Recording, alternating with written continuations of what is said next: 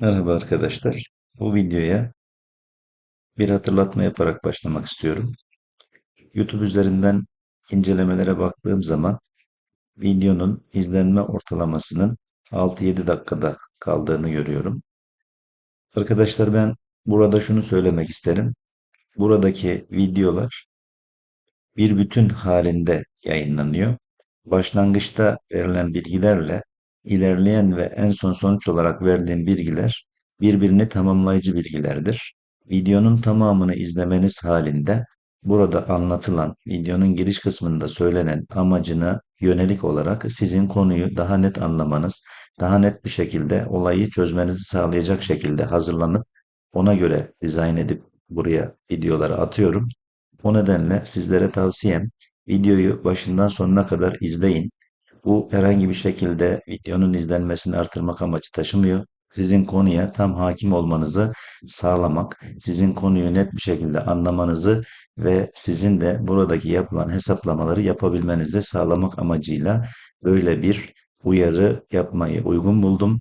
Umarım sizlere faydalı olur. Sağlıcakla kalın. Görüşmek üzere. Şimdi videomuza başlayabiliriz. İyi seyirler. Merhaba arkadaşlar. Bugünkü videomuzun konusu Mersin Tarsus'ta iki parça arsa satılık. Bize tabii arsa olarak geliyor. Bize bu şekildeki gelen bir yerin öncelikli olarak arsa mı değil mi ona bakıyoruz. Ondan sonra eğer imara girmiş ise bu imara girdiği şekle göre içinden arsa çıkabiliyor mu? Ya da komşu parsellerle mi anlaşması gerekiyor? Bunları netleştirdikten sonra o bölgede bu yerin fiyatını nasıl hesaplayacağız? Bu durumu farklı yöntemlerle anlattım. Şimdi bize gelen örnek arsamız Mersin Tarsus'ta 13 ve 14 nolu parseller. Şimdi bu parsellerin incelemesine geçelim. Ben biraz video çok fazla uzun olmasın diye bazı altlıkları hazırladım. Onun üzerinden devam edeceğim. Benim arsam burada. İlanlara baktığım zaman arsamın içerisinde hiç ilan yok. Yan tarafında ve karşısında olan yerler var. Burada sadece arsaları görelim arkadaşlar. Evet, sadece arsa diye baktığımızda şurada bir 35.200 liralık bir yer var. Metrekare fiyatı 30 bin lira denmiş. Bunun ada parseline bakalım arkadaşlar. Şahin 4681'e 2. İmar acaba bizimkiyle aynı mı ona bir bakalım. İmarımız burada belli. 2.75 emsal ya ben çok 24.50 yani 8 kat müsaadeli bir parsel. Yeni parselimizi sorguladığımızda 4681'e 2 parsel. Bakalım imar durumu aynı mıymış? Burası 3 kat konut imarlı bir yer arkadaşlar. Bizim yerimiz buna nazaran daha yüksek emsalli. Burada en fazla emsalimiz 1.35. Bizim emsalimiz hatırlarsanız 2.75'ti. Yanlış hatırlamıyorsam 2.75'ti. Şimdi devam edelim. Bu arsa bana biraz fiyatı yüksek geldi. Daha başka arsalar var mıymış o bölgede? 139'a 3 parsel. Buna bir bakalım. Bir arsayı kıyaslarken arkadaşlar benimkiyle aynı emsal durumuna mı sahip ona bakıyorum öncelikli olarak. Burası ticari. Benim arsamla bir kıstas olmaz. Ama ticari arsa fiyatı neymiş? Metrekaresi 8.339 lira diyor. İmar durumuna baktığımda da az bir terki var. Yola terkten sonra temiz parsel olabilir mi? Verilebilir arkadaşlar. Çünkü şuradaki küçük parsel buradan belki şuranın terkinde şuradaki arkadaşa yaptırılır. Buraya tamamlatılarak bir köşe başı parsel çıkabilir. Bu bizim için bir kıstas olmaz arkadaşlar. Bunu geçtik. Kıstas olacak parsel alıyoruz. 1139'a 2 yine biz 1139'a 3'e bakmıştık hatırlarsanız. Evet 1139'a 3 iki parselde zaten bunun yani o da ticaridir. O da benim için bir kıstas olmayacak. Onu incelememe gerek yok. Şurada 135 milyonluk bir yer var. Bir ona bakalım. 1045 adet 58 parsel. Büyük görünüyor. Bir bunun imar durumunu kontrol edelim. Evet Şahin'de mahallemizde tuttu. İmar durumuna baktığımızda herhangi bir imar durum bilgisi vermemiş. Planda da sanki yeni imar yapılıyor gibi görünüyor buraya. Bunun fiyatı neymiş arkadaşlar? Metrekaresi 5.000 lira demiş. Muhtemelen üzerindeki imar belli değil. İmar plan tadilatı görüyor. O yüzden dolayı da imarsız olarak satılıyor. O da benim için bir kıstas olmayacak. Burada 10 milyon liralık bir yer var. Burası neymiş? Açı şeklinde. Ömer durumda tarla demiş. Bu da benim için bir kıstas değil arkadaşlar. Buna bir bakalım. 220 ada 10 parsel var. Benim yerim konut imarlı. Kaç metrekareydi yerimiz? 1026 metrekare. Burası da gelişme konut alanı, demek ki bu değil. Burası hangi mahalleymiş arkadaşlar? 82 evler diyor. Ya da parseli neydi? 220'ye 10. Şu yukarıdaydı. Şuradan bakıp yerini tespit edebiliriz. Benim yerim burası. Buranın mahallesine geçiyormuş arkadaşlar. Şu kısım Filiz Çakmak diye geçiyor. 2 adet parselimiz yan yana, fiyatımız 2 parsel için geçerlidir diyor. Tamam, 220'ye 10, 1.20 emsal 3 kat müsaade demiş. Bakalım tekrardan kontrol edelim. 3 kat konut imarlı. Emsal bilgisini göremedim. Burada vermişler mi vermemişler. Planda var mı ona bakalım. Planda da 1.20 emsali görmüyorum ama plan notlarına girersem konut alanlar arkadaşlar, bizi bağlayan bölge burası. 6 kat ve üzeri olacaksa 1000 metreye geçmesi gerekir diyor. 4-5 katlı konut alanlarda 750, 2 ve 3 katlı konut alanların minimum 500 metredir diyor. Zaten parsel büyüklüğümüz de 500 metreydi ama 2 parsel satılıyormuş orada. İlana bakarsak arkadaşlar 1026 metrekare 2 parsel satılıyor. Yani dolayısıyla 3 kat konut imarlı bir yer, 6 katta yapılabilir buraya. Burada 3 katlı yapı alanlarında 1.20 emsali neye göre yazmış bu arkadaşlar? Plan notlarında görebileceğiz mi? Plan notlarının içerisinde 3 katlı konut parsellerinde 1.20 emsal uygulanır diye bulamadım arkadaşlar. Biraz daha bakalım. Resmi kurumlar, sanayi alanları, küçük sanayiler, turizm tesis alanları, tarımsal nitelikler, sağlık tesis alanları. Konut alanında yok. Genel hükümlerde acaba bir şey var mı? Konut alanlarının içerisinde ağaç olan yerlerde 1.20 emsal uygulanır diye bir ibare göremedim ama buradaki arkadaşın ifadesine göre emsal 1.20 olup 3 katı imarlıdır diyor bir parsel için. Şimdi arkadaşlar bu aslında imar durumuna baktığımız zaman bizim imar durumumuza benziyor. Burası konut alanıydı. Bizim yerimiz de konut alanı, gelişme konut alanı içerisinde. Tabii bizim plan notlarımıza da bir bakmamız icap edecek. Bakalım bizim plan notlarımızda konut alanı ne diyormuş. Aynı plan notu verilmiş arkadaşlar. Bir önceki parselimiz temiz parsel arkadaşlar. Bu parselimiz ise daha henüz imar üzerine gelmiş fakat imar uygulaması görmemiş. Yani iki parselin arasında böyle bir fark var. Ben o parselin üzerinden buraya bir fiyat bulacağım. O fiyatın haricinde bir de bölgedeki daire dükkan fiyatları üzerinden buraya yaklaşık bir fiyat bulacağım. O ikisini kıyaslayacağım, karşılaştıracağım. Şimdi plan notları aynı plan notlarına faiz. Aynı şekilde ikisi de işlemimizi yapmaya başlayabiliriz. Bir önceki parselimi ben şuradan diğer imar durumunu açayım. O neydi? 220'ye 10 idi. Bakın şimdi buradaki farkı şöyle izah edeyim arkadaşlar size. Bu parsel terklere yapılmış temiz imar parseli haline gelmiş. Bu parselimiz ise henüz imar parseli haline gelmemiş. Aslında bir imar adasının içerisinde 2.75 emsalin verilmesinin sebebi de muhtemelen budur. Bu görmüş olduğunuz bütün parseller kendi aralarında anlaşmak suretiyle buraya bloklar yapılacak. Şimdi burada bir kadastro yolu var, görülüyor. Buradaki şu kısım parsellerin hepsi birleşir veyahut da şuradan şu üç parsel birleşebilir. Burada bir bina yapılabilir. Şuradaki de 3, iki de buradan 5 parsel birleşip bir bina yapılabilir. Tabii bu kadastro yolu da ne yapmış olacak? Dahil olacak. Şimdi bu tür kadastro durumlarının hali buradan ortadan ikiye bölünür arkadaşlar. Bu bir kısmı buraya verilir. Şöyle bir parsel, şu köşede bir parsel yapılabilir. Şurada da yine kadastro yolu var. Bakın arkadaşlar, bu kadastro yolu da ortadan bölünüp şurada da bir imar parseli oluşturulabilir. Tabii bu iki parsel de devreye girecek. Burada da yine şöyle baktığımız zaman büyük bir ortada parsel görünüyor. Muhtemelen bu parsel de işin içine girecek ya da bunu buradan kesecek şu şekilde. Bir parsel de buraya oluşturulacak. Buradan kalan kısım da tamamı bir parsel şeklinde oluşacak. Ya da buraya belediyesi bu kadastro yolunun olduğu yerden şöyle kadastro yollarından bir ada bazlı 18 uygulaması yapıp hepsini tek celsede imar uygulamasına tabi tutup dediğimiz gibi arsayı İmar Adası'nı istediği gibi parselasyon planını yapar. Ondan sonra buradaki parsellere eski kadastro parsellerinin terkleri yapılmak suretiyle de bu adanın içerisindeki parsellere hisse olarak verir. Şimdi burayı tekrar edeyim. Gördüğünüz gibi burası terkleri yapılmış imar parseli. Fakat bura henüz terklere yapılmış imar parseli değil. Yani üzerine imar gelmiş kadastro parselleri. Zaten şurada da göreceksiniz. Eski bir yerleşke burası. burada 2.75 emsalin verilmesinin sebebi de muhtemelen buradaki bu eski yerleşkeyi ortadan tamamen kaldırıp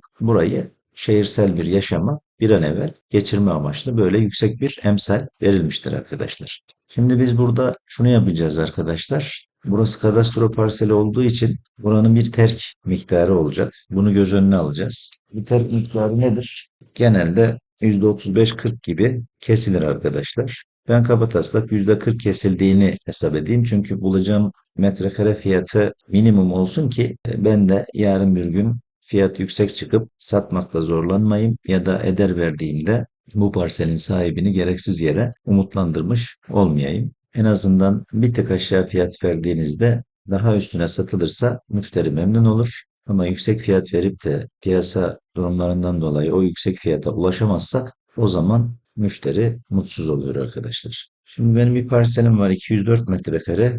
Bir parselim de var 154 metrekare. Toplamda 358 metrekare yerim var arkadaşlar. Bunun içinde bir tanesinde de ev varmış. Bu evi de görebilir miyim ben? Merkezi bir lokasyonda olduğu için onu da alalım. Onu da görürüz. Ev eski bir ev. Dediğimiz gibi orada şuraya ineyim direkt sokağa. Zaten şurada parseller yok arkadaşlar. Parselin bir tanesi burası. Gördüğünüz gibi bahçesi. Evimiz de şu ev arkadaşlar. Yani bu ev parsel değerlemesi yapılırken arkadaşlar hiçbir şekilde fiyatın değerlemesine katılmaz. Çünkü eski bir ev zaten yıkılacak. Bize ev olarak bir getirisi olmayacak. Bir kullanım amacı olmayacak. Kiraya vermeyeceğiz. Sadece burada parselasyonlar bitip arsalar temiz imar parseline gelip inşaat yapılana kadar ikame edilebilir.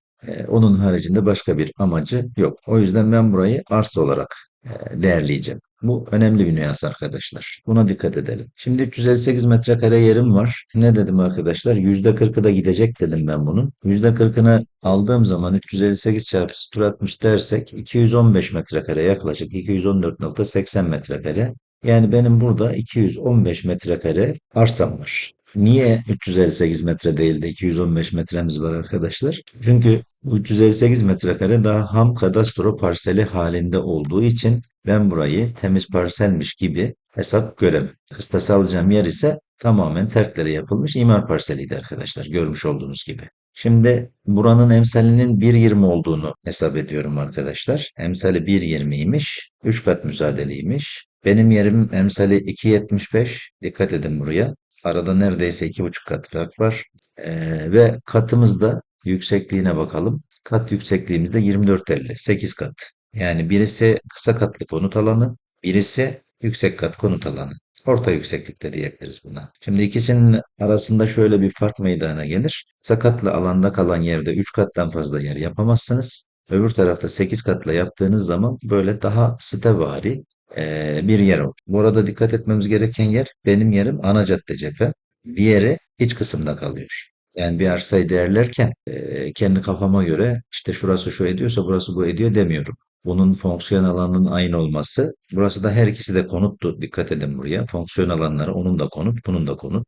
Birisinin emsali 1,20, birisinin emsali 2,75. Şimdi bu kısa katlı konut alanımızın metrekare fiyatı 12 bin liraymış arkadaşlar. Yani 1000 metrekare yere 1026 metrelik yerine 12,5 milyon lira para istemiş. Bunun metrekaresi 12.183 TL'ymiş. Ben kabataslak 12.000 TL metrekare fiyatı alıyorum arkadaşlar. Buradan artık benim elimde bulduğum bilgiler doğrultusunda benim arsamın metrekare fiyatına erişebilirim arkadaşlar. Plan notlarına da dikkat ederseniz her iki plan notu da ikisi de aynıydı. Merkez plan notu olarak geçiyordu. Her ikisinde de verilen haklar aynıydı. O da tabii benim için bir kıstas. Eğer benim plan notlarımda daha ekstrem haklarım olsaydı onu da göz önüne almam gerekiyordu. Ama burada plan notları aynı. Dolayısıyla burada ne yapıyorum ben? Aynı plan notları, aynı fonksiyon alanı ve ikisi de birbirinin benzer niteliğinde ana cadde cephe olması, iç kısımda olmasını da göz önüne alarak bir metrekare fiyat hesaplayacağım. Burada öncelikli olarak şuradan gideceğim arkadaşlar. Aslında bunu brüt metrekare inşaat alanı üzerinden yapmam gerekir ama kabataslak daha anlaşılır olsun diye ben emsal üzerinden gideceğim. Emsali 1,20 olan yer 12.000 TL ise arkadaşlar, emsali 2,75 olan yer kaç liradır dediğimizde buranın 2,75 çarpı 12.000 bölü 1,20 27.500 TL bölü metrekare. Burada 220'ye 10 olan yerim burası. Bakın bura ana cadde değil. Yani çevre yol gibi bir yer burası. Bölgeyi bu arada bilmiyorum arkadaşlar. Bölgenin hiç bilgim yok. Sadece imar durumları üzerinden arsalarda fiyat hesaplaması yapabildiğimi gösteriyorum size şu anda. Burası 1,20 emsalle 12 bin lirayken burası 2,75 emsalle 27.500 lira diyormuş. Bunu buldum. Şimdi bura içeride, bura ana caddeye cephe. Burası 3 kat konut imarlı, burası 8 kat konut imarlı. Dolayısıyla ben burada şu hesabı da yapabilirim. Burada bir dükkan yapsam, bir de burada dükkan yapsam, buradaki dükkanla buradaki dükkanın hemen hemen 2 katı, 3 katı fiyat farkı olacak. Dolayısıyla ben burada hissedarım. Burada altına dükkan yapılma noktasında eğer şahsıma dükkan da teklif edilecek olursa bu arsanın kıymeti biraz daha artmış oluyor. Yani ben buradaki arsanın fiyatına nazaran şunu diyebilirim. 3'e 8 kat olması, içeride ana caddede olması, ticari olarak buradan burasının daha üstün olması, netice itibariyle baktığımda burada 12 bin lirayken emsale göre 27,5 lira metresi çıkıyorsa bana göre arkadaşlar burasının metrekaresi 30-35 bin lira arasında eder. Bu arsanın fiyatına göre. Yani ne yapmış olduk? Fonksiyon alanı, plan notları ve diğer bilgiler ışığında üzerindeki verilen emsal bilgisi ışığında var olan bir arsamızın fiyatından benzer nitelikteki diğer arsamızın fiyatını bulmuş olduk. Şimdi burada bir yapacağım işlem daha var. Bir fiyat buldum. Nedir? Burası 12 bin liraysa buna göre bu emsalde bu yer ana cadde cepheli yer 30-35 bin lira metrekaresi eder diyorum. Bu birinci seçeneğimiz. Şimdi bir tane daha bu arsanın fiyatını bulabilme yöntemi var arkadaşlar. O yöntemde bölgedeki fiyatlar üzerinden olaya yaklaşım sergilemek. Nedir? Bunun içinde sahibinden koma tekrardan gidiyorum. Bana lazım olan o bölgedeki konut fiyatları arkadaşlar. Satılık konut fiyatları arsamın olduğu yerde neredeydi benim arsam? Tamam burası. Şimdi bu bölgede sıfır yapıların fiyatlarına bakacağım arkadaşlar. Bir tane bulsam yeterli. Bakın 3 katlı konut alanına yeni bir bina görünüyor. Bölgenin emlak endeksini alayım. Metrekaresi 20 bin TL'ymiş. Burada arkadaşlar 150 metrekare yer 2850 liraya satılıyormuş. Evet 20 bin lira fiyatı metrekare emlak endeksini de doğruluyor ilan fiyatları da. O zaman şimdi benim yapacağım olay şu. Benim arsamın sanki şuradan bir kısmı çözülmüş gibi. 2,75 emsale göre terkini yaptıktan sonra 215 kalıyor diye. Ben bunu 3000 metrekarelik arsa olarak değerlendireyim arkadaşlar. Misal veriyorum. Yani buranın ne zaman yapılaşacağı, belediyenin burada ne zaman 18 uygulayacağı, ben burada komşu parsellerle ne zaman anlaşıp bu inşaatı yaptıracağım bilmiyorum. Öbür taraftaki parselimiz dikkat edin temiz parseldi. Burası daha ham kadastro parseli imar uygulaması görmesi gerekiyor. Biz o yüzden aradaki o ana cadde farkını işte buranın hisseli olması vesaire boyutunda baktığımız zaman onu da ayrıyeten fiyatlayacağız. Ben ne dedim burayı? Müstakil parsel olsa metrekaresi 30-35 bin lira eder dedim ama orada müstakilim, burada hisseliyim. Bu da bizim için önemli bir kıstas. Müstakil olan yerin fiyatı hisseliye nazaran bir tık daha yukarıda olur arkadaşlar. Yani burası aslında müstakil arsa olmuş olsaydı müstakil 3000 metrekarelik bir arsayla kıyaslıyor olsaydım yukarıdaki parsele nazaran burada metrekare vereceğim fiyat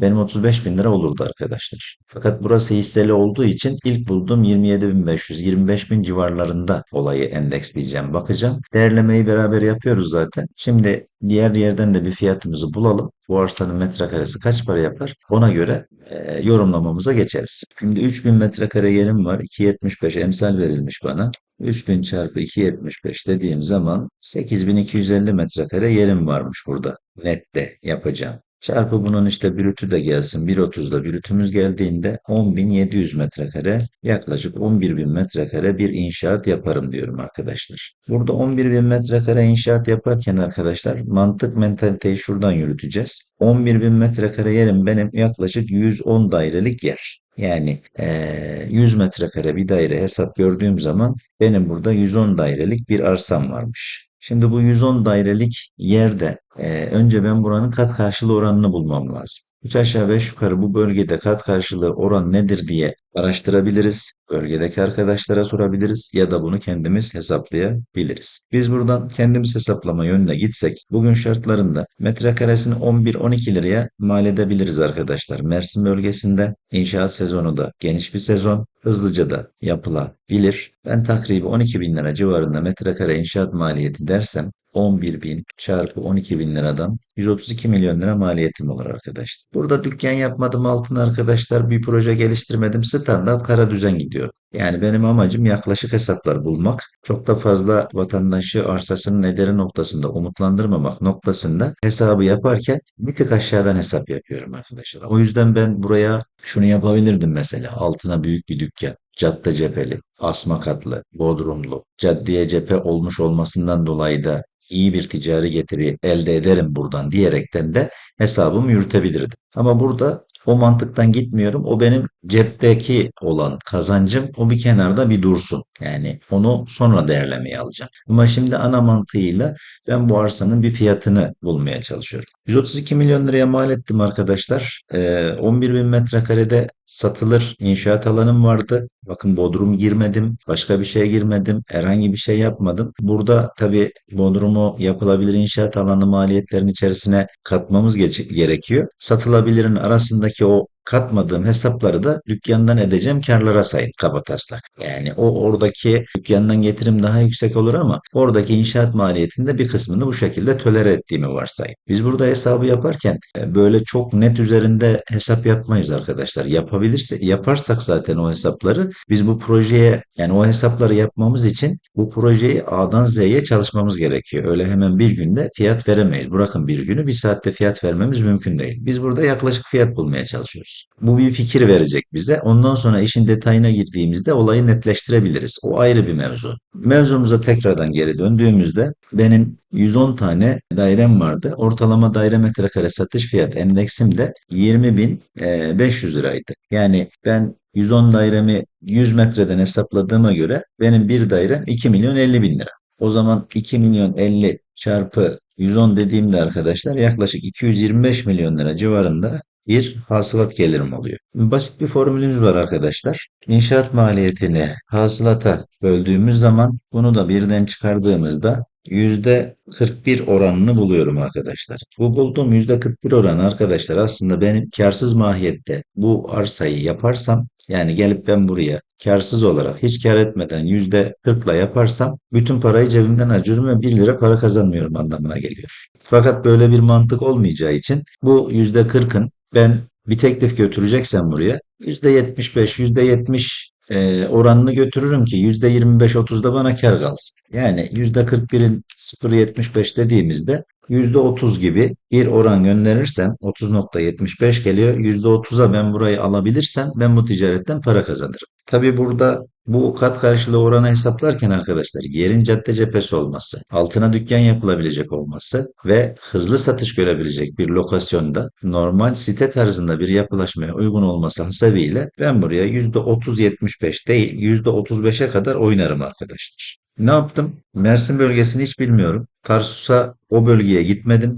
Yerlerini de görmedim ama Tarsus'un kendi dinamikleri içerisinde o arsaya yüzde kaç kat karşılığı teklif götüreceğimi gördüm. Bu mesela kısa katlı konut alanı olan şuradaki arsayı değerliyor olsaydık bulmuş olduğum %30-75'in 75'ini de çıkartıp %30 teklif edecektim buraya. Belki de %28 götürecektim teklifi. Niye? Sakatlı konut iç kısımda, satış belki biraz daha uzun sürecek. Dolayısıyla bütün bu eksi değerler burada kat karşılığı oranımı düşürecekti. Buranın kat karşılığı oranı %30 bulduğum halde niye bir tık artırıyorum? Yapacağım dükkandan elde edeceğim gelirler. Bu 8 katlı yer olması, cadde cepheli bir yerde site yapılaşmasına imkan sağlaması bu arsaya ben %31 değil %35'e kadar teklif götürürsem burayı yapabileceğimi, arsa sahibini bu noktada ikna edebileceğimi görüyorum. Şimdi 3 aşağı 5 yukarı burada belki %50 istiyorlardır, belki %40 istiyorlardır, belki %45 istiyorlardır ama ben bugünün konjüktüründe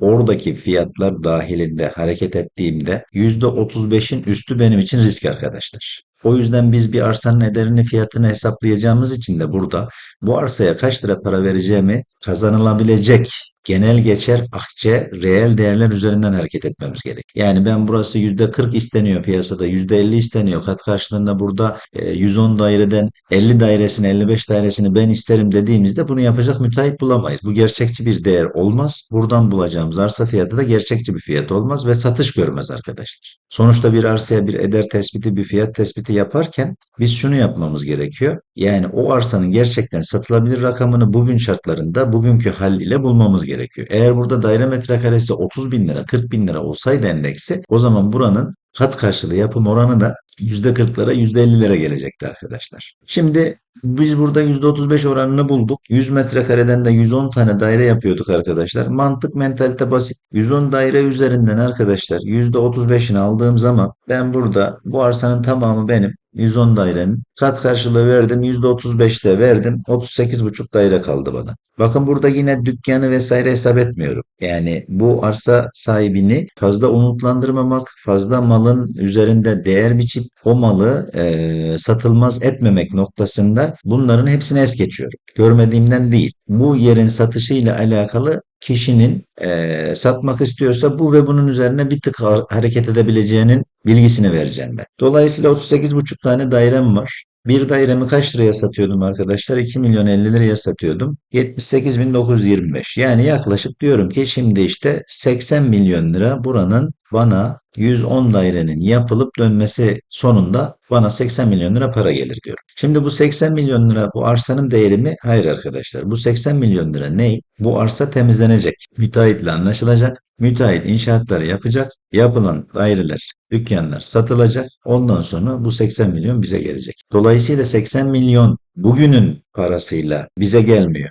Biz bunu ne yapmamız gerekiyor o zaman? Bu 80 milyon lirayı güncel değere indirmemiz gerekiyor. Yerin cadde üzeri olması, Tarsus'un nüfus olarak çok fazla şehir merkezleri gibi büyük olmaması noktasında hesaba gittiğimizde arkadaşlar bu bedelin %50'si %60'ı diyebilirim ben buna. Yani 80 milyonu 40 milyonla 48 milyon. Hadi diyelim 40-50 milyon arasında eder. Ben bunun ortalaması 45 milyon TL olabilir diyorum. Arsanın metrekare fiyatını bulmak için arsam kaç metrekareydi arkadaşlar? 3000 metrekareydi. 45 milyon lira getirisi olan bir yerde 3 liradan böldüğümde metrekare fiyatı 15.000 TL'ye gelmiş oldu arkadaşlar. Şimdi ben yukarıdaki verilen arsanın metrekare fiyatına göre bir endeks yaptım. Ora 1.20, bura 2.75 dedim. Ona göre 27,5 eder dedim. Ora kısa kat, burası yüksek kat dedim. Orası içeride, burası cadde cephe dedim. Orada site yok, burada site var dedim. Bunlara istinaden 27,5 30 lira metrekaresi eder dedim. Hisseli olduğu için hadi dedim 25 lira etsin maksimum minimumda o arsaya göre. Orası 12,5'a satılıyorsa burası da bu özelliklerde 25'i hisseli olduğu için görür dedim. Ama ve lakin piyasa rayişlerini hesap ettiğimde 15.000 TL metrekare fiyatını buldum. Evet, şimdi oradaki arsanın da fiyatı demek ki yüksek imiş. Yani bu arsanın da fiyatını hesaplayabilir miyiz arkadaşlar? Hemen hesaplayabiliriz. Bakın o arsanın da edeceği fiyat, yani ben bu arsaya 220'ye 10 nolu arsamıza şöyle sorgulayalım çıksın. Şurası neydi? Kendi arsamız. Ekranda 220'ye 2 kalmış arkadaşlar da biz 220'ye 10'u anlattık. Bilginiz olsun. Burası Fevzi Çakmak. Yani benim 220'ye 10 parselim. Evet. Şurası zaten bir altıyımız. Çok da önemli değil. Burasının emsali 1,20 idi arkadaşlar. Şimdi arsa metrekarem 508 çarpı 1,20 600 metrekare. 600 çarpı 1,30 dediğimde yaklaşık 800 metrekare. 8 tane daire yapılıyor arkadaşlar. Daire metrekare maliyetimi 12 liradan hesaplamıştım. 800 çarpı 12 dediğimizde arkadaşlar 9 milyon 360 bin 10 milyon TL. Bunun aynı fiyata satacak arkadaşlar daire metrekaresi aynı oranda 3 aşağı 5 yukarı. Buna göre gittiğimde benim bir dairem oranı bulmuştum zaten %35 arkadaşlar. Buradan 3,5 daire getiriyor bana. Yani 8 dairenin çarpı 0,35 dediğimizde ne geliyor bize? 8 çarpı 0,35. Hatta burası %35 değil %30 almam gerekir demiştim. O zaman 2,8 diyor. Biz 2,5 daire maksimum alabileceğiz burada. 2,5 daire çarpı 2 milyon 50 liradan hesap ettiğimde arkadaşlar 2,5 çarpı 2 milyon 50'den 5 milyon 125 bin lira bu arsanın daire olarak getirisi oluyor bana. Ben %50'sini alıyorum buradan. Niye? İçeride bu arsa 2,5 milyon lira. 2,5 bölü 500 dediğimizde 5000 TL bölü metrekareye ulaşıyorum. Yani bu 220'ye 10 nolu arsamızın metrekare 12 bin lira fiyatında ben burayı alırsam bana bir kazanç getirmeyecek. Benim paramı yüksek miktarda oraya bağlamamı sağlayacak ve geri dönüş noktasında benim buradan kar elde etmem mümkün olmayacak arkadaşlar. Bu alıp satacak insan için yüksek fiyat, alıp yapıp satacak insan için yüksek fiyat, alıp kat karşılığı verecek insan için de yüksek fiyat, alıp yapıp kendisi oturacak insan için düşünürsek bile bence yine yüksek fiyat. Yani bu arsa bu metrekareleri, bu fiyatları bence kaldırmaz bugünün şartlarında. Evet, yani burada metrekaresi 12 bin lira fiyat verilmiş buraya fakat metrekaresi bizim hesabımıza göre 5 bin lira. Hadi bu olsun metrekaresi 6 bin lira. Şimdi buna göre hesapladığımızda yaklaşık olarak arkadaşlar 2,75 emsal üzerinden gittiğimizde 5 bin liradan burası ne olacak? Hemen onu da hesaplayalım. Neye gelmiş oluyor? 2,75 bölü 1,20 çarpı 5000 dediğimizde 11.458 liraya gelecek metrekare fiyatı 12 bin lira. İşte 8 katlı olması, site tarzı yapılaşma olması, cadde cephe olması, altına dükkanı yapılabiliyor olması da bu arsanın metrekaresine 15 lira eder dememizi meydana getirecek arkadaşlar. Tabi burada göz önüne almanız gereken yer şu. Yani orası temiz parselde, burası hala da ham kadastro parseliydi. Yani ben burada 358 metrekarenin fiyatı 15 bin lira dersem burada hata yaparım arkadaşlar. Yani ben neyi buldum? Burada imar parseli olan yeri buldum. Yani buranın imar parseli olduğunu, aynı buradaki gibi terklerinin yapılarak temiz parsel olduğunu buldum. Bu iki parçanın ikisi beraber sattık arkadaşlar. 15 ve 14. Şimdi ben bu mal sahibine ne fiyat vermem gerekiyor o zaman? Benim bulduğum metrekare 15 bin lira fiyatı, metrekaresi 15 çarpı 215 metrekare üzerinden hareket etmiştim hatırlarsanız bu arsanın terkinden sonra. Burası 3 milyon 250 bin lira civarında bir para eder diyorum. Şimdi bu karşı tarafa vereceğim fiyat ne olacak? Benim piyasa rayişlerine göre bulduğum değer burada diyeceğim 3.250 3,5 arasında. Yerin şimdi işte devreye giriyor. Cadde cephesi olması, sitevari yapılaşma olması, yerin kıymetli olması, tercih edilebilir olması, kat karşılığı oranın daha hızlı artacak olması, insanların bu bölgede ilk tercih edecekleri lokasyonda olması noktasında olaya yaklaşımda senlerim 3,5 isteme, 4 iste ama bu malın satacağı rakam 3.250, 3,5 diye bir fiyat veririm arkadaşlar. Evet, bu arsa fiyatı hesaplama, değerleme videomuzu da burada bitiriyoruz arkadaşlar. Mersin'in Tarsus ili Şahin mahallesindeki 2463 ada 13 parselin metrekare değerleme fiyatı bu şekilde. Burada bana şunu sorabilir. Benim 358 metrekare yerim vardı. 3,5 lira dediğinde ben diyeceğim ki senin yerin ham kadastro parseli olduğundaki metrekare satış fiyatı 10 bin lira civarlarında satarsın burayı diyeceğim. Bunun üzerinde gelen teklifler olursa eğer firma güvenilir iş yapacak o bölgede ekstra inşaat alanı kazanabilecek ya da yapmış olduğu projelerde diğer inşaat firmalarının projelerine nazaran daha kaliteli bir tık yüksek fiyatta satabiliyorsa o zaman da ben bunu değerlendirmesi noktasında kendisine danışmanlık verebilirim. Bunu söyleyebilirim. Burada bu da önemli bir kıstas arkadaşlar. Bugün işte X müteahhiti yapar. Metrekaresi 20.500 liradan satar. Y müteahhiti çok güzel bir yapılaşma yapar. Metrekaresini 30 bin liradan satar. Kişi metrekaresi 30 bin liraya öbür firmadan alır, gider Y'den alır. Ama 20.500 liraya satan X firmasını tercih etmeyebilir. Bu tür durumlar da olabiliyor. Markalı projeler büyük müteahhitlerin ya da o bölgedeki tanınmış, iyi yapan, işini kendine ispatlamış, bölgedeki insanlara ehil iş yaptığını ispat etmiş, rüştünü ispatlamış kişiler olabiliyor mu? Olabiliyor. Tabii onun geldiğinde daire metrekare fiyatlarının daha yüksek olacağı için tabii bu yaptığımız hesapların hepsi de sıfırdan tekrardan hesaplanacak. Biz burada neticede şunu yaptık arkadaşlar. Bölgenin %100 net doğru bir fiyatını çıkarmamız mümkün değil. Ama bir bölgedeki arsanın kıymeti de o bölgedeki üzerinde yapılan ürünlerin satış değerleri olduğunu da tekrar yineleyelim. Yani ben yaptığım zaman burada eğer metrekaresini 50 bin liraya satıyor olsaydım arkadaşlar, bakın bu dairelerin, onu da hesabını bir yapalım. Görmüş olmak açısından. Daha önce söyledik ama es geçtik. Burada onu hesaplayalım.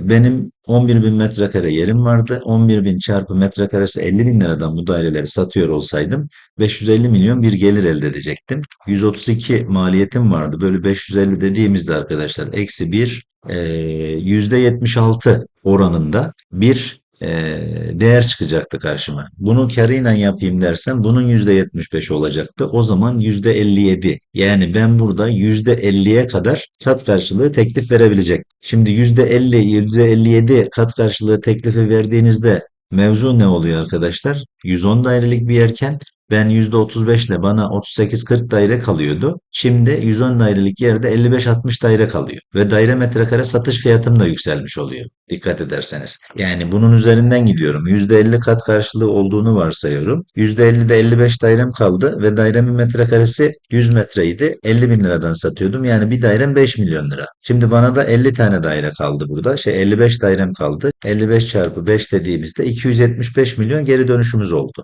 275 milyonun %50-60'ını almıştık. Biz bunun 0,50'si 135 ile 137 ile %60'ı da 275'in 165 yapıyor. O zaman ne olacaktı? Ben diyecektim ki 150 milyon bu arsanın değeri. Yani benim 3000 metrekare.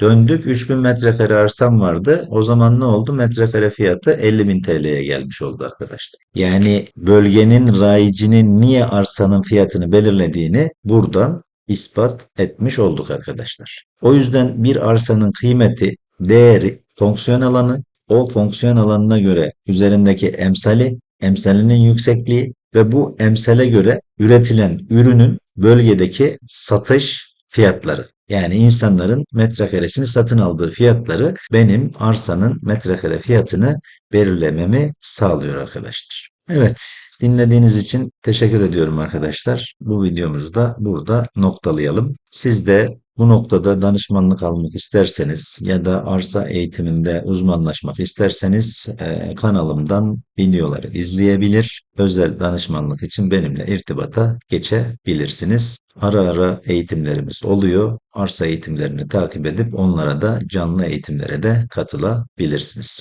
Bir sonraki videoda görüşmek üzere.